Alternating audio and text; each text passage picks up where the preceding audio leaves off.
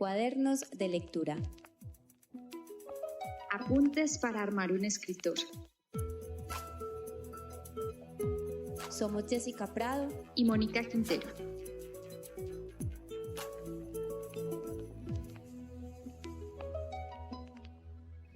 Les damos la bienvenida a estos nuevos apuntes de los cuadernos de lectura, donde por primera vez conversaremos sobre un libro de narrativa gráfica. Hoy tenemos con nosotras a Lina Flores y a Pablo Pérez, integrantes de Altaís Comics, proyecto que se dedica a la producción, investigación y divulgación de la historieta en Colombia. Lina Flores y Pablo Pérez trabajan juntos desde hace tiempo. Son de esos equipos que se acoplan, que se complementan. Son una pareja laboral que hace énfasis en sus trabajos en el periodismo. Indagar archivos, buscar medios que les aporten información para pensar el proyecto desde la imagen. Porque lo suyo es contar con imágenes, con esa otra forma que son los dibujos, el cómic. Cuando ya tienen todo, dibujan y luego descartan y solo se acaban los trazos cuando ya es hora de imprimir. Yo creo que el piso es justamente el periodismo. Lina también es periodista y el proceso arranca con una pregunta, por una hipótesis o sí, una pregunta a resolver sobre un tema que nos interesa. En el caso de Tres Horizontes, la pregunta parte de Lina y sus intereses y pasa por eso, ¿qué es eso de la autonomía femenina en una ciudad como Medellín? En el caso de Emilia es una pregunta histórica por quién fue esa mujer que conocimos estudiando periodismo y que tiene ese rótulo bastante pesado de ser considerada la primera mujer que ejerció profesionalmente el periodismo en Colombia. A partir de la pregunta se desarrolla un proceso de investigación que es como lo clásico en el ejercicio periodístico, de indagar fuentes documentales, de archivo, si es posible hacer entrevistas. En el caso de Tres Horizontes hubo bastantes. En el caso de Emilia, algunos familiares que conocieron al personaje que desarrollamos ahí y empezar a crear como un acervo de información que nos dé un panorama amplio de información, pero también de contenidos visuales que podamos usar para pasar al siguiente nivel, que es como ya teniendo una idea general de qué carajo está pasando en esa historia, empezar a encontrar qué deseamos mostrar, qué nos interesa, qué es llamativo para un posible lector y bocetar. Ahí yo creo que es como un poquito lo distinto al ejercicio periodístico tradicional, porque el boceto aquí a lápiz implica que empezamos un proceso de idear, de materializar la historia, que requiere muchas revisiones, muchas más de las que se puede pensar para un texto en el que yo hago una tirada, escribo las páginas que me pidan y si somos buenos y consideramos que nuestro trabajo es eficiente, con una primera escritura y una revisión puede salir un artículo. Pero en este caso tenemos que verlo visualmente. No solo es el texto el que prima ahí, sino la combinación de ambos. Entonces gastar mucho papel, pensar cómo se distribuye eso que queremos mostrar dentro de la página. Eso tiene una palabra muy bonita que es puesta en página. Es como una escena que vamos construyendo ahí, buscando cuáles son esos hilos conductores, leerlo mucho y cuando ya creemos está como condensada la historia, empezamos a dibujar, que es el otro gran nivel y ahí pasan otras cosas y se puede dar cuenta uno que cuando ya ese boceto, esa historia pasa a la tinta, puede haber cosas que no funcionen o cosas que funcionen muy bien y vuelve un proceso de edición, de revisión y de coger viñetas, incluso páginas o secuencias enteras y descartarlas porque no era lo suficientemente claro o ampliarlas porque es muy bueno y hay que meterle más porque vale la pena. Y ese es un proceso que Lina y yo nos hemos dado cuenta, es muy bonito porque es conversacional al final del día. No solo es el dibujo, no solo es el texto, es una conversación permanente entre quienes investigamos, quienes dibujan, pero también con el texto visual que estamos proponiendo, porque hay que hacerle preguntas, si estás funcionando, tienes el espacio que necesitas. Y como para finalizar eso, siempre tenemos esa salvedad de esto hasta que no se imprime, no se acaba, siempre es una revisión sobre la revisión. Y eso es un poco el proceso, investigación, bocetar mucho sobre quiénes son esos personajes, cuáles son esos espacios por donde se mueven, qué están diciendo, qué están sintiendo, dibujar, pasar a tinta y luego de eso volver a revisar y hacer unos procesos de ponerle un poquito de color, finalizar y ahí milagrosamente aparece una historia en cómic. Tres Horizontes, su última publicación, nos lleva por paisajes familiares de la mano de tres mujeres con historias distintas, en momentos de la vida diferentes, pero que comparten una búsqueda, tienen una lucha común, cada una a su manera. El objetivo inicial de Tres Horizontes era poder hablar, como dijo Pablo ahora, de la autonomía femenina, pero queríamos poder hablar de eso en diferentes edades de diferentes mujeres. Entonces presenta a Natalia Rico, que es en ese momento de la historia es una bailarina de ballet adolescente que vive en la Comuna 13 y está buscando seguir su sueño, que es bailar ballet. La segunda historia es sobre una periodista, Andrea Aldana, que narra el conflicto, que su pasión es contar las historias sobre el conflicto armado en Colombia. Y la tercera historia es es protagonizada pues, el personaje es Judith Botero, que ella es una antropóloga y activista de Medellín, reconocida por el tema por liderar procesos de la defensa de los derechos sexuales y los derechos reproductivos de las mujeres. A través de Judith vemos su proceso de vida, también como sus decisiones, las renuncias o las cosas que marcaron como su elección de vida, pero a través de ella también vemos otras historias de otras mujeres que están atravesadas por ese asunto de la derecha por la defensa de los derechos sexuales y los derechos reproductivos. Entonces un poco son ellas tres, pero a través de ellas vemos otras mujeres que están ahí también detrás, que es una cosa pues que siento que es en general como que atraviesa la historia de las mujeres, y es que siempre tenemos otras mujeres atrás haciendo soporte, apoyo, contención, complicidad, bueno, todo esto que llamamos sororidad. Esas otras mujeres se ven ahí detrás en las historias de ellas. Entonces también están sus familiares, maestras, amigas, bueno, hay como otras personas que aparecen ahí en los fondos de las historias de ellas. Ya lo dijimos, Pablo y Lina son una pareja laboral que se complementa, que funciona como las dos fichas del rompecabezas que van una al lado de la otra, que completan la imagen. Se conocieron desde hace un buen tiempo y en esas circunstancias que marcan a muchas personas, haciendo la tesis de grado. Hay un dicho que es como amistad que sobrevive a una tesis es una amistad duradera. Creo que pues un poco lo que pasó y como nos conocimos fue eso. Nosotros estudiamos periodismo en la Universidad de Antioquia y en el estudiar y en todo lo que pasa en la carrera nos aliamos para hacer la tesis de grado, que fue una investigación periodística e histórica sobre Emilia Pardo Umaña, una de las pioneras del periodismo en Colombia. Y pues a través de ese proceso de investigación, como de lo que fue hacer esa recopilación, esa tesis, esa construcción, pues aprendimos como unas maneras de trabajo conjuntas, ¿cierto? Uno haciendo una tesis tiene que poner a prueba muchas cosas de carácter, negociación, resolver conflictos, y bueno, eso sucedió en mucho tiempo porque ese trabajo nos tomó mucho rato, mucho tiempo, y creo que ahí pues como que desarrollamos unas maneras de creación y unos métodos de trabajo que nos han servido a lo largo del tiempo. Nos conocimos pues como en ese momento, luego pues cada uno obviamente siguió su vida profesional, sus carreras y sus aspiraciones. Pablo es videógrafo, bueno, ha trabajado como con muchas cosas que tienen que ver también con el periodismo cultural, con la generación de contenidos y todo. Yo seguí otro camino que tenía que ver con proyectos sociales, más de corte como de memoria, conflicto, todo este asunto.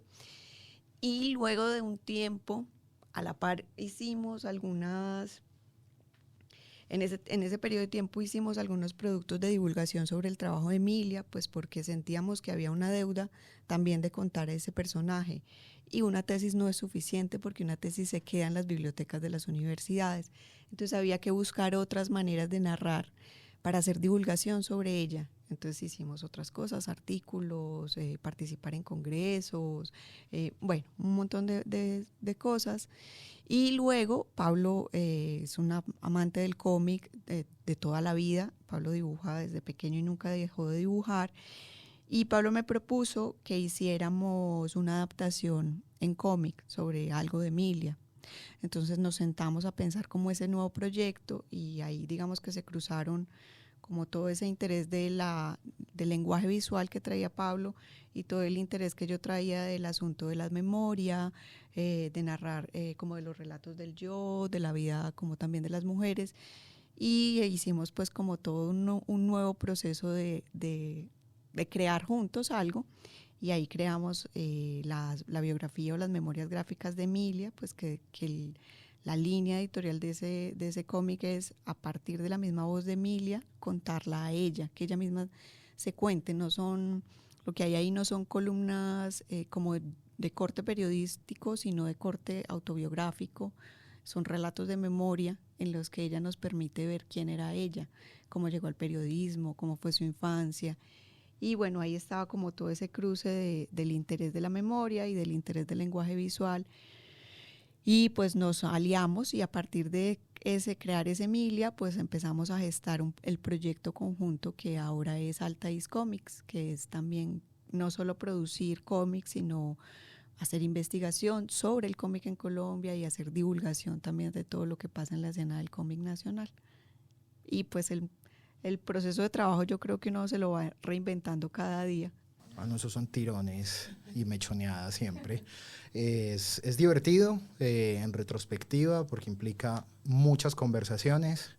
La mayoría de las veces no estar de acuerdo por cuál es el camino narrativo que debe como dirigir una historia, pero sí hay un aprendizaje que no cualquiera logra, y es de sacarle callo también a la posibilidad de que le conversen a uno duro, o sea, que le digan no lo estás haciendo bien, no me parece, no me gusta, y no tomársela a pecho. Creo que ese es el secreto, conversar y tener espacios para respirar cuando le tallan a uno las ideas. Todos los proyectos que conocemos de Altaís Comics tienen a la mujer en el centro. Para Pablo, desde su lugar de enunciación como hombre, esa condición le invita a mantener la escucha atenta, la pregunta abierta por su papel en la construcción de las historias que les interesan. Junto a Lina, ha procurado que los aprendizajes alrededor del feminismo nunca dejen de llegar. No, lo es. Yo creo que uno de los primeros aprendizajes, ahora que te escucho, es dejar que las historias lleguen también. O sea, trabajar mujeres, trabajar temas femeninos o feministas, no es una decisión que Altaís haya tomado porque hay un nicho de mercado en el que nos vamos a meter y vamos a hablar de mujeres. No es eso lo que sucedió.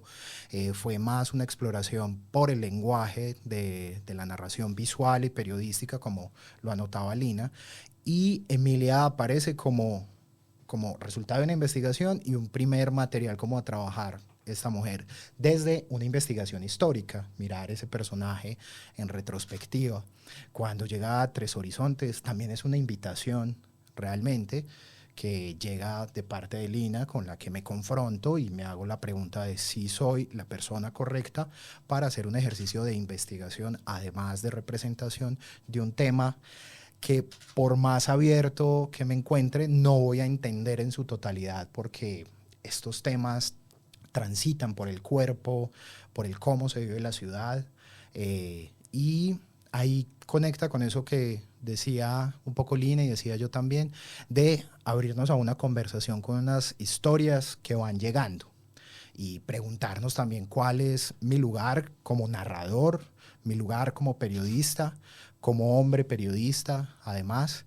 Entonces, el otro gran aprendizaje es una escucha permanente, sensible, en el sentido de dejarse tocar por lo que uno escucha, ve, y en confianza le entregan, por ejemplo, estas tres mujeres reales de la ciudad, que también tienen prejuicios frente al periodismo y a veces también con el dibujo, donde cuando uno llega, todos lo sabemos en esta ciudad, cuando uno llega como periodista a algún lugar siempre hay una distancia que pone cualquier persona, porque hay unas ideas también sobre el buen periodismo y sobre el mal periodismo, pero cuando a eso le sumas además que ese trabajo periodístico de investigación lo vas a hacer en dibujo, la gente inmediatamente salta a: me van a caricaturizar, me van a hacer un chiste de mi vida, de mi cara, de mis historias.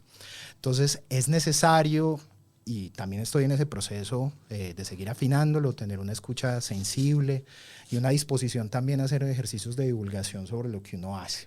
Eso para decir, claro, los retos siempre pasan por dejarme tocar por las historias. Cuando estas me tocan, también tener la posibilidad de conversación con la socia, a quien le puedo decir, hey, me inquieta esto, no entiendo esto que me dicen, es por aquí donde lo que está señalando esta mujer en su historia lo cogí bien, lo entendí bien, y permitirse cuestionar las formas en las que dibujo y escribo para desarrollar esas historias, porque finalmente, y ese sería como el último aprendizaje que pondría ahí, todas estas historias con el acompañamiento de Lina, lo que me han permitido entender es que también hay una responsabilidad grande en escuchar a esas mujeres inicialmente, pues porque estas historias son sobre mujeres, pero a cualquier persona que le llegue a uno a contarle algo hay que escucharlo y hay que sentirse responsable de lo que dice, porque eso es un ejercicio de confianza y uno no puede llegar tampoco a maltratar a una persona porque tú no te sientas de acuerdo, no entiendas o no sepas de qué está hablando. Entonces, también sentirse responsable de las historias. Dejaría por ahí porque igual es un proceso continuo que, como bien lo anota Lina, siempre se reinventa con cada nuevo proceso, con cada nueva idea, con cada nuevo proyecto. Toca estar abierto a que lo que funcionó para Emilia, lo que funcionó para Tres Horizontes y esos otros proyectos que hemos hecho no necesariamente son herramientas permanentes para la siguiente historia. Lina es lo que llamamos una ratona de biblioteca. Cuando entra a ese recinto copado de libros, el tiempo pasa sin apenas notarlo. La historia ha sido uno de sus grandes intereses, por eso mucha de su atención la pone en archivos viejos que le cuentan de otras gentes, otras formas de entender el mundo. Busca acercarse en lo posible a ese misterio que se oculta en lo que no vivió.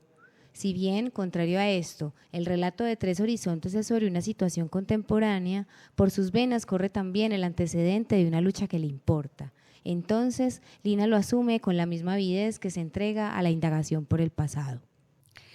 Pues es como la línea temporal, ¿cierto? A veces creemos que lo que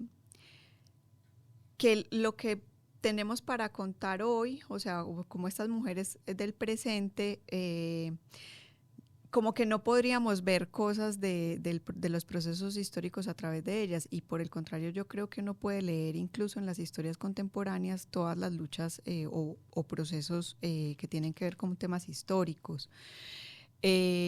Es verdad, a mí el trabajo de archivo me encanta meterme a bibliotecas y encontrar un montón de cosas. Las personas que trabajan en archivo saben que uno pierde mucho tiempo porque se engancha viendo publicidad, fotografías, chismes de época, y pues ahí se disparan a mí se me disparan muchas ideas creativas cuando estoy en los archivos.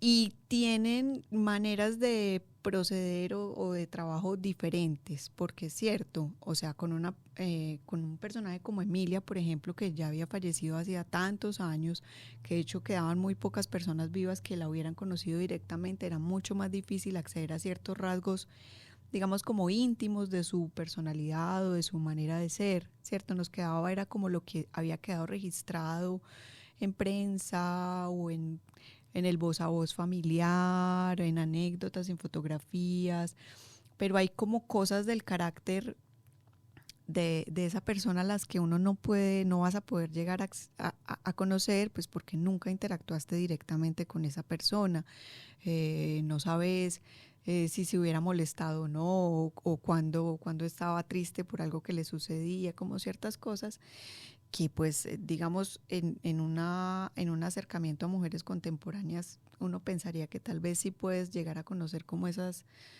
facetas más íntimas como de esas mujeres, pero siempre hay una información a la que no se va a poder llegar, siempre, independiente de si son personajes históricos o contemporáneos, hay algo a lo que tú no puedes llegar de esa historia del otro, porque no salió en la conversación, porque es algo que esa persona guarda para sí misma, porque no vas a encontrar documentación al respecto. Y yo creo que está muy bien ese lado, digamos, oscuro, pero no en el mal sentido. Es un lado que está en la sombra de todos los personajes, de todas las personas en general. Y independiente si está en archivo o si puedes tener una entrevista directa, como saber que siempre vas a tener facetas de esa persona a las que no vas a llegar. Y está bueno que uno tenga eso como siempre previsto, pues, o como que lo tengas en el radar, porque hay un interés, o como en quienes investigan siempre hay como un deseo de conocer toda la historia, pero realmente uno nunca conoce toda la historia o toda la información, o nunca vas a acceder a todos los archivos o los registros que hay.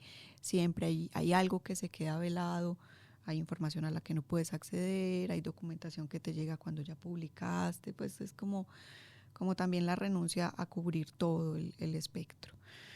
Y pues como en esa mirada entre pasado y presente, a mí me gusta mucho, como cerrando el círculo de lo que estaba diciendo, considerar que igual lo que estamos viviendo hoy tiene que ver con asuntos históricos, con otras personas que hicieron luchas o que abrieron caminos o que dejaron huellas de determinadas cosas para hacer para que suceda lo que hoy sucede, para que estas mujeres, por ejemplo, de Tres Horizontes puedan tomar las decisiones que toman hoy en día, que hace 70 años no hubieran sido posibles. Entonces, igual a través de ellas podemos leer la historia también, o los procesos históricos. Los dibujos en el trabajo de Lina y Pablo van acompañados de palabras. Las palabras y las imágenes se acompañan, se complementan. Elegir qué va en palabras y qué se dibuja tiene todo un proceso, una conversación todo el tiempo, una gran investigación. Es un momento especial, periodismo a fuego lento. Pregunta retadora, sobre todo porque es parte del proceso creativo permanente a la hora de elaborar una historia visual. Es cómo, qué muestro, cuándo lo muestro, en qué, bueno. Pero yo creo que, bueno, empecemos por los límites. Yo creo que una de las medidas que aprendimos también para trabajar esto es la medida página, ¿cierto? ¿Qué nos cabe en una página? Y preguntarnos dónde va a ir esa página. Entonces, si es un inserto en una revista cultural, entonces ese es mi tamaño página. Va a ser en un libro que tiene unas medidas como de 17 por 23 estándar, o si esa página va a ir a lo digital. Entonces hay una medida espacial que ya nos dice un espacio donde podemos jugar. Viene la pregunta de qué va adentro, claro. Entonces ahí lo interesante, y traigo un término pues de esas cosas que hemos ido estudiando, que es de la semiótica de la imagen, que es el texto visual. Entender que la imagen cuenta, eso que tú ibas anotando, es que un escenario, un ángulo, una atmósfera puesta por el color o por el lápiz propone una información, que esa información llega a veces de manera más directa y más concisa que una descripción en texto. Claro, si yo dibujo, por ejemplo, una calle de Medellín a oscuras, muy cargada de tonos y de sombras, puedo estar hablando de la hora, ¿cierto? Del lugar, incluso de peligro. Entonces hay que tener inicialmente una gran investigación, ¿cierto? Que nos permita empezar a pensar de manera pausada qué va a ser traducido en, yo creo que 3 componentes básicos que tiene el cómic. Es cuál es el escenario, cuál es el espacio físico por el que se está moviendo un personaje, cuál es ese personaje, cuáles son los aspectos emotivos y atmosféricos en los que entran en relación ese personaje y ese escenario que le estoy proponiendo al lector que mira. Y en el último estarían cuáles son las voces que habitan eso que enmarco en una viñeta. Y hay 2 voces que siempre están también en conversación, y es la de la voz narradora, que sigue existiendo en el cómic, esa que nos va guiando y regularmente suele aparecer como en un cuadrado, muy cuadradito, muy definido dentro de la viñeta, y cuáles son los diálogos de esos personajes, que es aquello que siempre entendemos entra dentro de un globito con una colita, que es una emanata, una emanación de ese personaje. Entonces, crear, escribir visualmente, porque finalmente esto es una forma de escritura especializada, escribir con imágenes implica pensarse como en esos mínimos 3 vectores: la voz, el espacio y el personaje, y cómo se configuran juntos para que den cuenta de un texto visual, de una información. Para aterrizarlo un poco, y teniendo la suerte de que alguien que nos escuche haya leído Tres Horizontes, es como pensar cuál es el espacio por el que Judith transita y hace, por ejemplo, las tomas de los espacios públicos en los que protesta y hace activismo. Entonces aparece el Parque Berrío como escenario. Judith es la personaje. ¿Qué está pasando en ese escenario? Entonces hay unas arengas, hay unos comentarios. Entonces lo que tratamos de abordar periodísticamente ahí para conectarlo es cómo referenciar eso que es real. Y ahí cerraría con contar este tipo de historias periodísticamente, desde el dibujo, desde el texto visual. Creo que es una decisión también por el tiempo.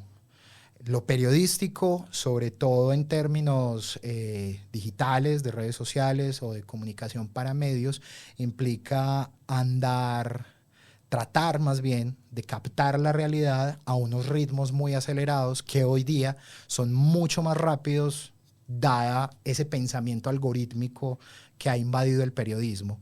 Eso no es malo, por supuesto, pero Lina y yo somos personas que no le queremos correr a un periodismo que depende de la actualización permanente.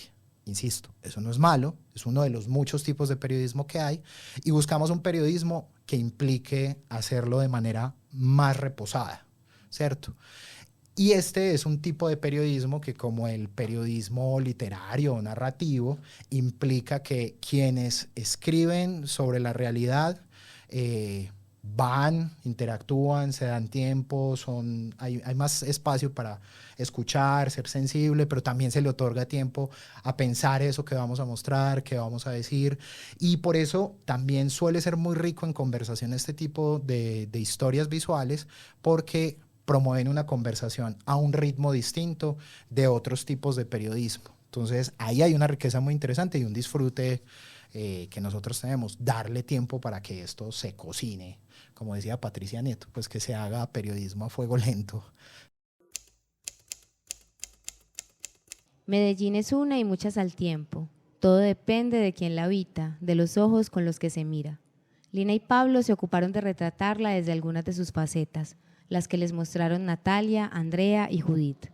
Tanto los dibujos como los relatos hablan de una ciudad contradictoria, una ciudad en constante movimiento, a veces caótica, otras amable y a la vez intimidante, que escucha en ciertos momentos, pero otros parece que se tapara los oídos ante los reclamos de igualdad. Bueno, pues como estaba diciendo Pablo ahorita, como una de las líneas para la construcción de esas historias es pensar en qué lugar se mueven esos personajes.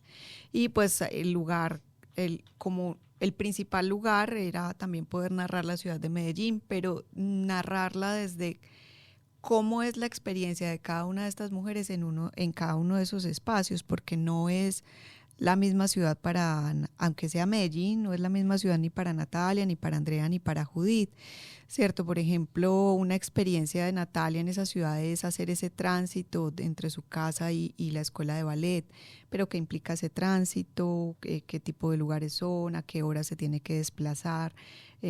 Ahí hay una experiencia como de la vivencia de esa ciudad. Andrea tiene otra relación con la ciudad e incluso pues a través de Andrea vemos también un poco como su transitar entre el país, pues como esa migración que ella ha tenido en el país, pero también la manera de ella de narrar el conflicto desde los territorios. Entonces aparece algo de Chocó, por ejemplo, de su experiencia de narrar el conflicto desde Chocó, pero también cuáles son algunos de los lugares con los que ella se relaciona en la ciudad.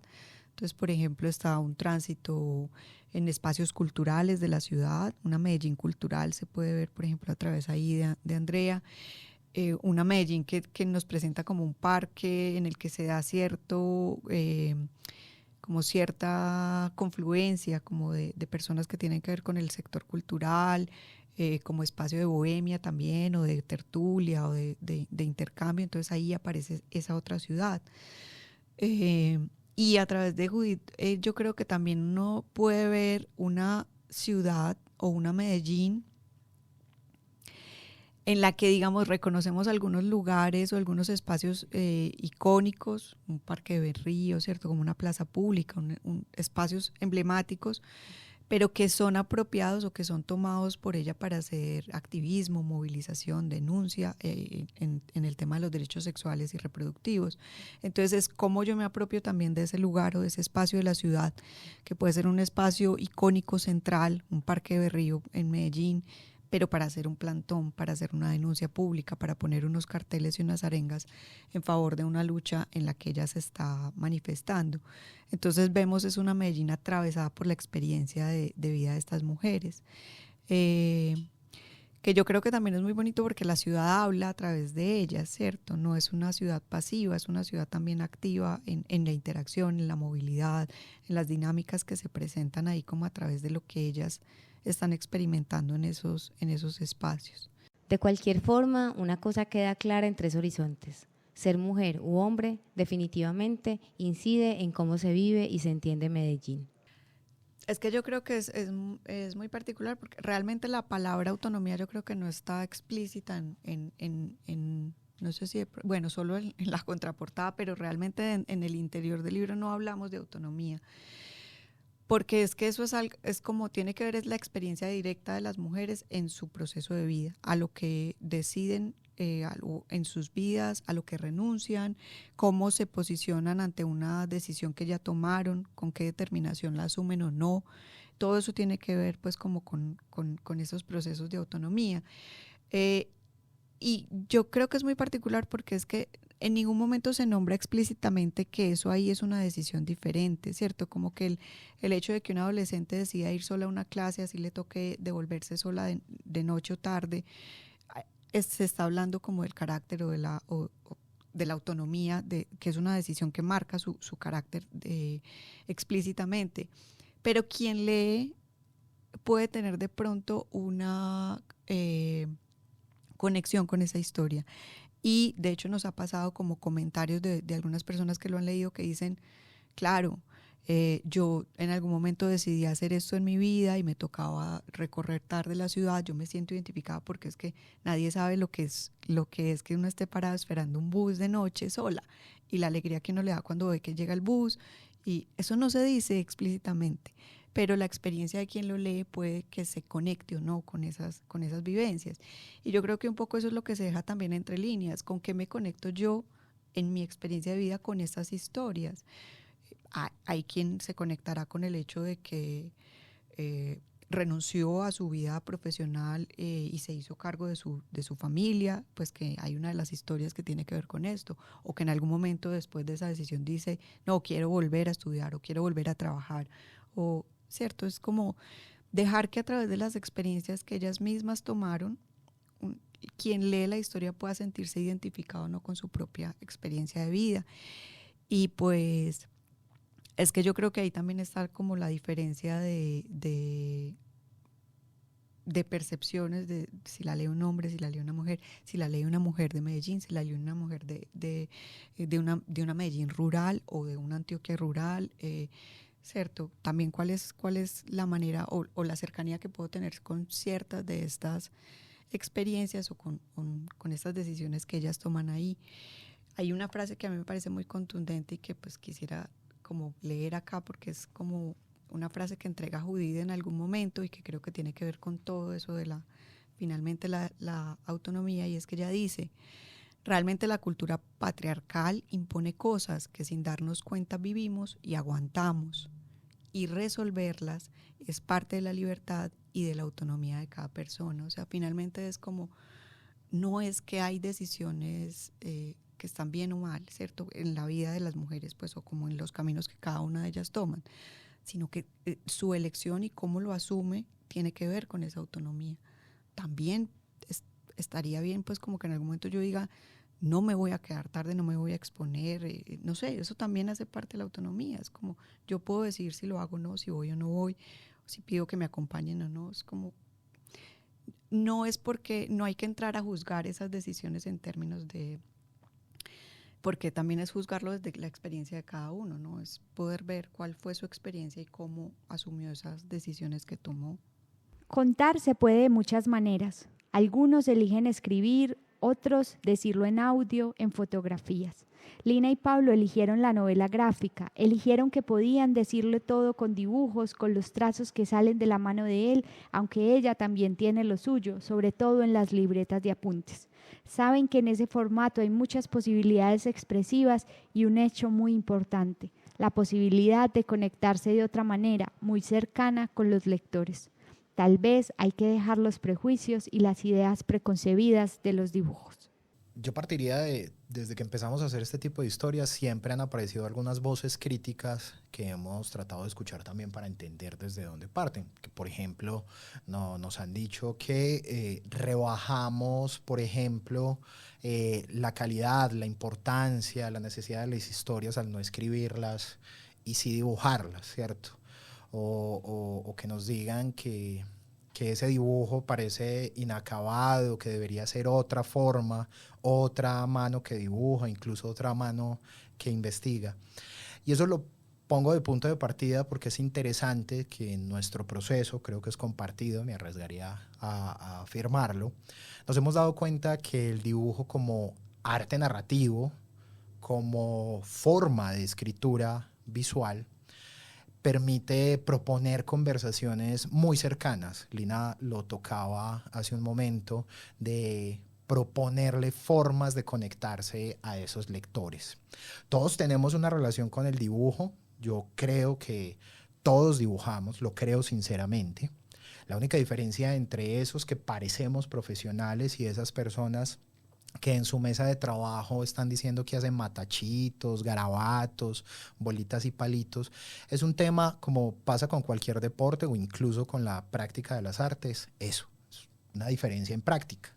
Quien dibuja muy bien simplemente lleva unas horas de trabajo y un kilometraje de ventaja frente a otra persona que se sienta muy dudosa. Y eso es interesante porque en el trabajo también de divulgación que hemos hecho, incluso de nuestros cómics, pasa por responder muchas preguntas de lectoras y lectores que llegan con la inquietud de, pero ¿por qué lo dibujaron? Porque, o sea, esa historia están geniales, pero ¿por qué no mejor un libro? ¿Por qué no mejor un audiovisual? ¿Por qué no mejor un podcast? ¿Por qué lo dibujan? Entonces, antes, a veces, de llegar incluso a la historia, hay que hacer un trabajo de recordarle a la gente que el dibujo es algo que está inserto en nosotros los humanos, que dibujamos permanentemente. Recordarles a veces que el texto escrito es una forma especializada de dibujo, que la letra A son 3 trazos, son 3 líneas que se dibujan en la libreta. Y recordar eso empieza a hacer conexiones dentro de las personas que se empiezan a abrir un poquito más. Ah, claro, es que sí, usted dibuja. A veces con bolitas y palitos, pero la mayoría del tiempo usted está dibujando con una cosa que llamamos letras, con alfabetos. Y esas palabras son dibujos que la humanidad ha perfeccionado. Cuando llegan a ese punto, la gente está un poquito más abierta al dibujo y podemos empezar a explicarles que es muy importante, que estamos insertos en un mundo que es visual, que mucha de la información que leemos, aún en esas novelas que idolatramos, entran por una portada, por una propuesta visual, y que desde ahí puede aparecer un lenguaje, y aparece un lenguaje como el cómic, que permite una cosa que apenas Lina y yo estamos tratando de entender y conversamos mucho, que es un concepto que se llama experiencias testimoniales, que el dibujo permite que la gente se relacione de manera muy íntima con eso que le proponemos del mundo real. Este no es el mundo real, pero está haciendo un llamado a esa ciudad que conoce, a esas imágenes que ha visto, y lo invita a que sea como un compañero de aventuras de esas mujeres que en este caso aparecen en esas historias. Y eso de la experiencia testimonial es interesante porque el dibujo tiene como mucha potencia ahí, de la gente poder ver una imagen y decir, yo conozco ese espacio, yo he estado ahí, se parece o no se parece, o me parece que ese espacio es más bonito desde otro ángulo. Y por eso es muy interesante al final entablar conversaciones alrededor de historias reales que se proponen en dibujo, porque la gente está menos aprensiva, menos preocupada por cuestionar a ese relato y a esos autores. Entonces es muy divertido porque la gente llega y dice, por ejemplo, los personajes llegan y dicen, esa no es mi nariz, yo no me siento así, yo me veo a mí misma de otra forma, y entrar en conversación de pulamos esa imagen. Pero una lectora desprevenida y un lector desprevenido dicen, yo conozco esa calle, a mí me pasó esto. Muchas de esas historias que hemos visto con lectoras es, sí, es que lo que Lina decía, yo he vivido este tránsito de otra forma, y empieza a contar su experiencia de sumársela a esta. Y el dibujo tiene ese poder, entonces tratamos también permanentemente de aprovechar y escuchar esos espacios para recordarle a las personas que el dibujo hace parte de la vida diaria de todos. Lo que pasa es que estamos un poquito más acostumbrados a ignorarlo, y tristemente pues se nos ha, desde ya en lo educativo y para cerrar, pues se ha priorizado el hecho de escribir, y se nos ha dicho desde pequeños que perdemos el tiempo cuando dibujamos, o que la relación tiempo-dibujo siempre ha sido mediada por una pérdida. Si usted ve animaciones, usted es una persona infantil. Si a usted le gusta leer historietas, usted como que no ha madurado. Entonces imagínese cuando las escribimos, pues, porque... y así entablar esa conversación es interesante, porque la gente dibuja también, se retrata, juega con eso. Las conversaciones intergeneracionales se dan muchas veces por imágenes, por dibujos. Entonces nada, es un lenguaje posible que nos gusta, que amamos, y que esperamos, ojalá estas lecturas y estas historias inviten a que aparezcan nuevos lectores de la novela gráfica, del cómic, de las narrativas visuales. Pablo y Lina no paran. Recién presentaron 3 horizontes y ya hay muchas más ideas que andan en su mente. Con esto que se va dibujando en Altaís Cómic, despedimos este podcast con la intención de seguir escudriñando en los apuntes de los escritores de la ciudad. Pues este año tenemos proyectados hacer varios talleres de narrativa gráfica y de mujeres históricas en viñetas, que son como, hay 2 líneas pues como fuertes de Altaís, y es una que tiene que ver con lo documental y otra que tiene que ver con el asunto también como de la recuperación de la participación de las mujeres en el cómic en Colombia, un proyecto que también estamos trabajando con Estefanía Henao, una colaboradora de Altaís. Entonces esas 2 líneas como de talleres para este año pues estaremos contando cuando saquemos pues como la agenda de programación ahí en eso. Y pues en producción estamos finalizando un cómic que tiene que ver con una investigación de la antropóloga Joan Rapaport sobre el método de la investigación acción participativa creado por Orlando Falsborda y la Fundación del Caribe. Es un cómic más de línea académica pues y investigativa. Estamos en ese proceso de edición, corrección, pues que esperaremos que vea la luz, no sé, de pronto a final de este año. Y pensando en los proyectos, por ahí viene un fanzine de sueños dibujados de Pablo. Esperemos que también vea la luz. También, sí, este año también queremos hacer como publicaciones más cortas, ¿cierto? Y jugando con la ficción. Entonces también, esa de los sueños es una que espero sacar pronto. Lina también tiene proyectado unas historias de un viejito corazón, que es una historia familiar, ya no documental, sobre un familiar serenatero. Y contar cositas más pequeñas, hacer publicaciones que también nos permitan entablar conversaciones también con otros públicos, llevar también eso que hacemos a espacios por fuera del nicho de la escena del cómic. Entonces ahí vamos. Investigaciones también. Lina con Estefanía Henao viene desarrollando una investigación alrededor de la historia de las mujeres historietistas en Colombia, proceso que está en desarrollo y que siguen trabajando. Entonces también es un proyecto que esperamos siga creciendo este año.